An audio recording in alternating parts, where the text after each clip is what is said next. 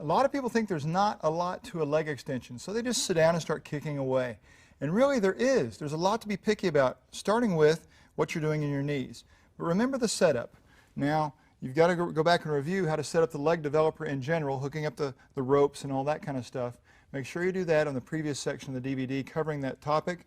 But let's start up here. Take a look at the position you're seated in, the spinal position.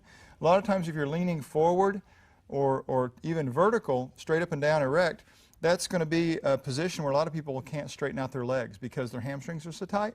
So you might have to lean back a little bit. You can put your hands back here and rest like Josh is, just a little bit back on your arms if you need to. The next thing is you'll need to predetermine the range at which you want to start your extension.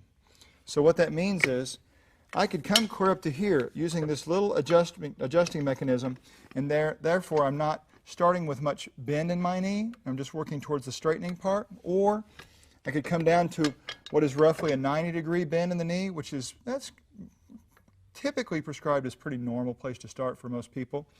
For the extreme, like we might do with Josh here, is to start way back there at about a 100-degree, 105-degree bend in the knee.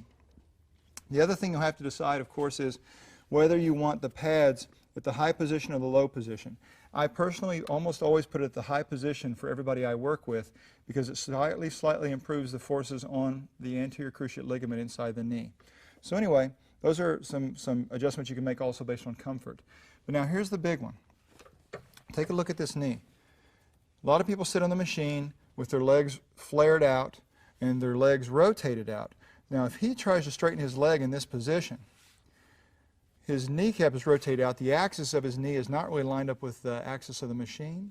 So it's going to cause potentially a little bit of trouble inside of his knee. What we'd like for him to do is keep these thighs parallel and rotated so that the kneecap is right on top. Now watch as he straightens out.